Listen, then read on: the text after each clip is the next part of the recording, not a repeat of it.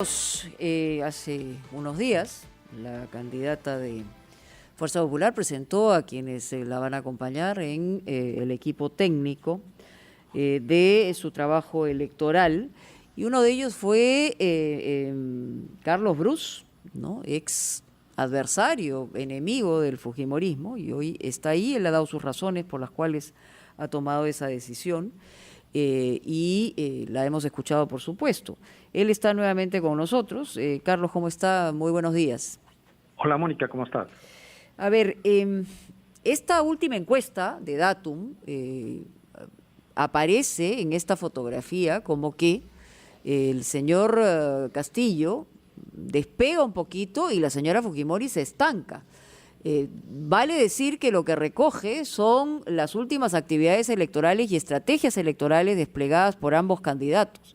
Y parece que en el caso específico de Keiko Fujimori no está funcionándoles dos cosas. Uno, lo que ocurrió el sábado pasado, en esto que la gente como percepción tiene que fue un show innecesario, por un lado. Y en el segundo lugar, la aparición de algunos rostros que recuerdan claramente no la mejor cara del fujimorismo, ni mucho menos, ni siquiera para ellos mismos. Entonces, ¿cuál es la decisión que se toma de aquí para adelante? Faltan 2 semanas. Y lo último que ha dicho la señora Fujimori también es difícil de entender. Dice, si Cerrón no aparece en 24 horas, yo voy a ir a buscarlo. O sea, ¿por dónde está la cosa, ¿no? ¿Qué es lo que piensan de lo que pasa de aquí en adelante? Mira, efectivamente coincido contigo que lo que pase de aquí en adelante es lo definitivo. No te olvides que los indecisos toman su decisión de voto entre las 2 últimas semanas y entre la última semana. Sí. Así que realmente la mitad de esta campaña se juega en estas 2 semanas que vienen.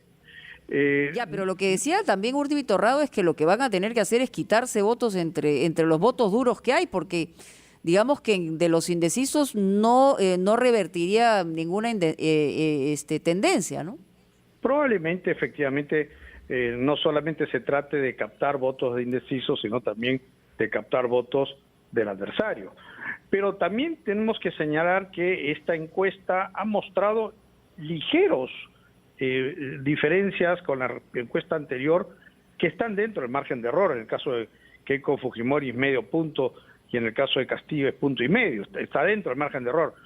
Digamos, técnicamente podemos decir que esta encuesta lo que refleja es que se continúa el mismo escenario de la encuesta anterior, que en efecto, como tú bien dices, refleja algún grado de estancamiento. Estas 2 semanas son cruciales, indudablemente. En una elección, no te olvides, Mónica, que no es que algo que tú haces mañana se refleja hoy. Sí. No es así. Estas cosas se van acumulando. Hay un efecto retardado, pero no tanto tampoco, ¿no?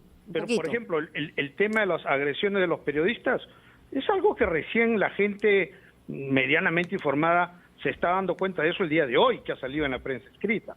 Los que estamos informados al minuto nos hemos enterado ayer y el trabajo de campo terminó ayer. Así que la gente demora un poco en hacerse una opinión y eso es lo que vamos a reflejar en las 2 últimas semanas.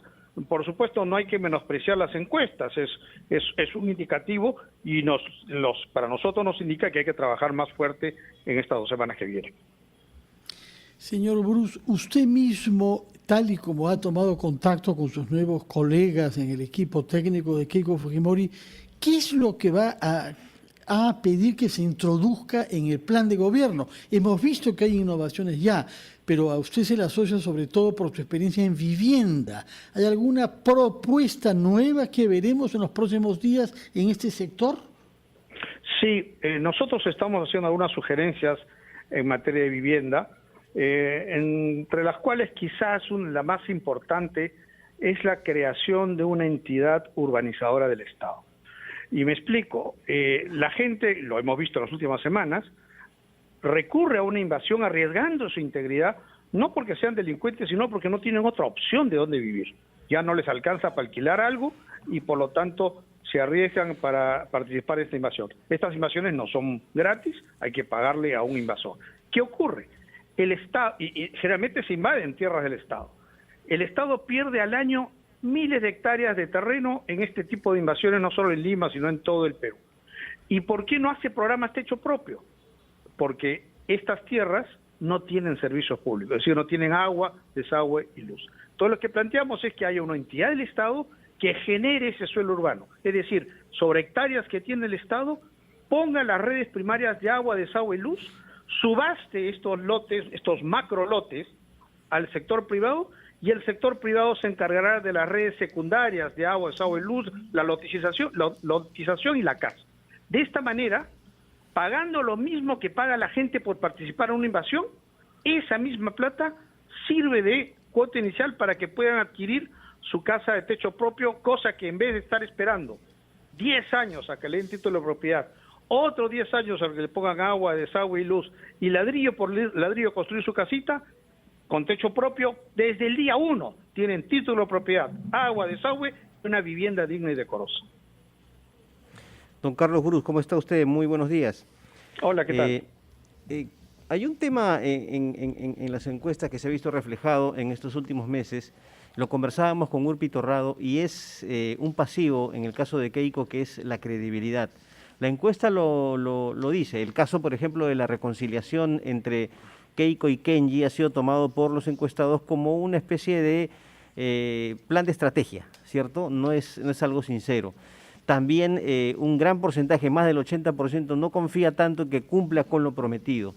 ¿Por qué cree usted que ella no ha podido superar este defecto, este tema, este pasivo, el de la credibilidad, que debe ser fundamental, de acuerdo a Urpi Torrado, si es que quiere revertir de acá a 2 semanas los resultados de la encuesta?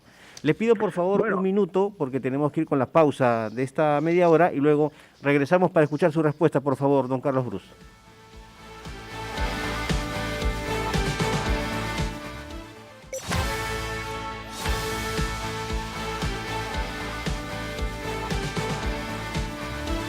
Nueve y 35 de la mañana, volvemos a ampliación de noticias con Mónica Delta, Fernando Carballo y Carlos Villarreal, conversando con el exministro, excongresista Carlos Brus Montes de Oca, quien integra el equipo técnico de Fuerza Popular. Le había consultado, don Carlos Brus, respecto a esta situación con respecto a un, digamos, pasivo de Keiko Fujimori, que es su credibilidad, y que se ha reflejado en esta encuesta que hemos analizado con Urpi Torrado. Sobre, por ejemplo, la posibilidad del cumplimiento de su programa de gobierno, el tema de la reconciliación con Kenji Fujimori, y sobre el cual debe trabajar mucho más. ¿Cuál es su análisis? ¿Está de acuerdo usted con esta posición, con esta evaluación que se ha hecho de la campaña de Keiko en ese sentido? Bueno, no cabe ninguna duda que todos los candidatos, de mayor o menor medida, tienen algún pasivo.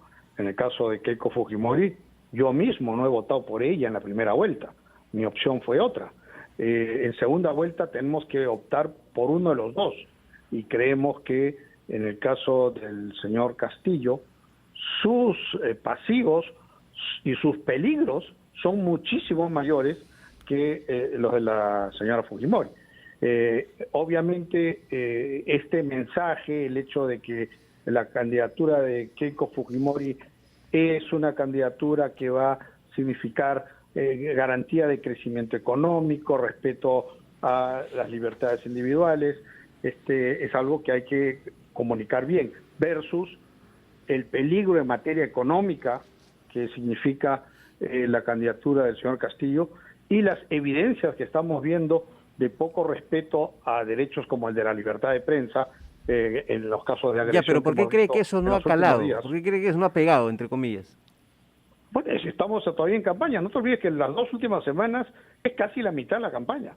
Estamos recién a la mitad. Estas 2 semanas vamos a ver las agujas moverse de una manera que sorprende. Así ha sido en todas las elecciones. Así que... ¿Pero en qué debe mejorar, cree usted, la estrategia de Keiko Fujimori, básicamente la estrategia comunicacional? Yo creo que ella tiene que seguir comunicando el hecho de que ella es una alternativa que asegura el crecimiento económico, asegura que se van a respetar las reglas democráticas, y que no es ningún salto al vacío como sí lo es el señor Castillo. ¿Usted cree, señor Brus, que nos ha dicho que no votó por Keiko Fujimori en la primera vuelta, que esos argumentos bastan para quienes no votaron por ella y quienes tienen incluso hostilidad hacia lo que ella representa, cambien ahora de voto en esta segunda vuelta? ¿Qué argumentos les daría usted para que hagan el mismo proceso que ha hecho usted, que naturalmente comenzó militando contra el gobierno de Fujimori el año 2000, recordamos la marcha de los 4 de julio, y que ahora se ha incorporado al equipo técnico de ellos? Efectivamente, Fernando, hace 20 años atrás el fujimorismo representaba un peligro para la democracia. Lo habían puesto en práctica, se habían reelegido inconstitucionalmente, las libertades individuales no se respetaban y por lo tanto en aquel momento había que luchar contra el fujimorismo para preservar la democracia en el país y así lo hicimos. Hoy la situación es otra, ya no está Alberto Fujimori, el fujimorismo lo dirige Keiko. Ella misma ha reconocido que en los últimos años se equivocaron en tener una actitud tan confrontacional como la que tuvieron, pero tenemos que señalar claramente que lo malo que hizo el fujimorismo en los últimos años fue dentro del marco de la Constitución. No se violó la Constitución, lo cual nos dice que la Constitución tiene que ser mejorada, pero no se violó la Constitución. Bueno, hubo un autogolpe, ¿no?, en abril. No, estoy hablando del fujimorismo dirigido por Keiko Fujimori. Keiko, ya, ¿no? En los últimos 5 años, ok. Exacto. ¿Cometieron errores políticos? Sí, no debieron ser tan confrontacionales, pero lo que hicieron, lo hicieron dentro del marco de la Constitución. Bueno, el Tribunal Constitucional anuló varias leyes contra las que combatió usted, entre ellas leyes de prensa, por ejemplo, ¿no? La ley Müller. Correcto, pero eso es parte, está dentro del marco de la Constitución. O sea, nadie hizo un autogolpe ni cosa parecido, ¿no? Entonces, sin embargo, el señor Castillo él mismo lo ha dicho en sus planes, hacer cosas que no están dentro del marco de la Constitución. Una asamblea constituyente para hacer una nueva Constitución. Eso no está en el marco de la Constitución. Eso es propio de las personas que dicen que voy a respetar la democracia, pero que lo primero que hacen estando en el poder es cambiar la Constitución para quedarse, como hizo Hugo Chávez, como hizo Evo Morales, es típico en los gobiernos de izquierda. Entonces, yo creo que hoy en día el señor Castillo sí es un peligro para la democracia y por lo tanto, por eso he decidido apoyar la alternativa de Keiko Fujimori, que con muchísimas discrepancias que tengo con ella en muchos temas, por lo menos es la opción que garantiza más el establecimiento de la democracia en el país. Carlos, yo le preguntaría sobre el tema, porque se puede entender que en nombre de la economía y de la viabilidad económica del país haya un aglutinamiento alrededor de lo que podría ser Keiko Fujimori.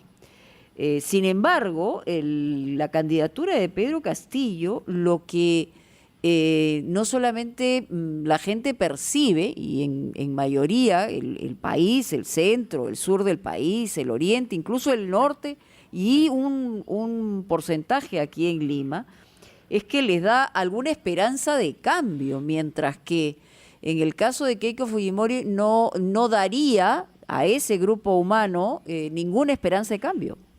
Es verdad, y esto ha sido alimentado con mucha razón por la difícil situación económica y sanitaria que vivimos.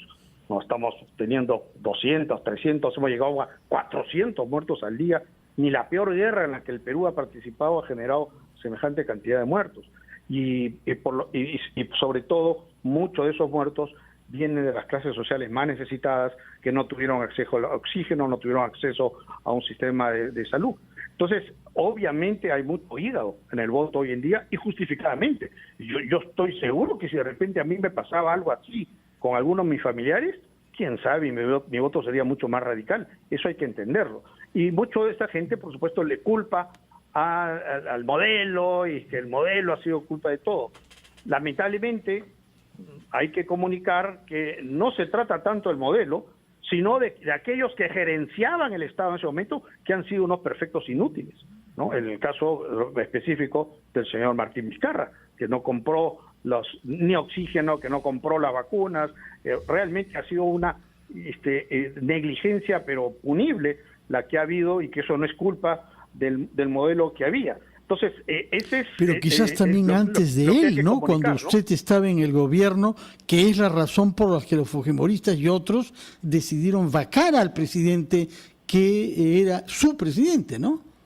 Bueno, el señor Kuczynski no llegó a Bueno, implementar su renunció plan para de que no lo trabajo. vaquen, pero usted sabe perfectamente de dónde vinieron las balas, ¿no? Pero Fernando, no había pandemia. Lo que estoy diciendo es que todo esto se ha asusado, se ha enraecido desde que empezó la pandemia y desde que empezaron esta cantidad de muertos y desde que ha aumentado las cifras de la pobreza, desde que está disminuyendo la clase media. Todo esto genera, por supuesto, una situación de insatisfacción hacia lo que algunos llaman el modelo, cuando lo que yo estoy diciendo es que no se trata de problemas del modelo, sino de la incapacidad y negligencia de quienes estuvieron gerenciando esta pandemia de un inicio. Don Carlos Brus, quería hacerle a usted una pregunta en su condición de ex congresista de la República. ¿Está usted de acuerdo con que se establezca una cuarta legislatura? La justificación es que hay que, digamos, establecer una serie de candados, si me permite el término, en el tema básicamente de la cuestión de confianza, para evitar abusos en el próximo gobierno. Está ligado obviamente a una candidatura orientada en ese sentido. ¿Usted está de acuerdo con esta posibilidad? No. Y eso que es constitucional. No estoy de acuerdo, pero reconozco que es constitucional y reconozco que los cambios que pretenden hacer son positivos. Pero al tratarse de cambios de la Constitución, todo lo que signifique mover algo de la Constitución, hay que hacerlo de manera pausada. No hay que apresurarnos, hay que dejar que la gente opine y respetar estrictamente los procedimientos. ¿A qué cambio se refiere con lo que está de acuerdo? ¿Bicameralidad? ¿Cuestión de confianza? El tema de la bicameralidad, de limitar las cuestiones de confianza. Me gustaría que incluyan, no lo he visto incluido, acotar el tema de incapacidad moral, porque es terrible que podamos vacar a un presidente más rápido de lo que vacamos a un alcalde, ¿no? Entonces, son cosas que hemos visto que son vacíos que hay en la Constitución que han permitido la crisis política que han habido en los últimos años. Muy bien, don Carlos Brus, muchas gracias por estar con nosotros esta mañana, muy amable. Vamos de inmediato a la pausa, 9:45 de la mañana.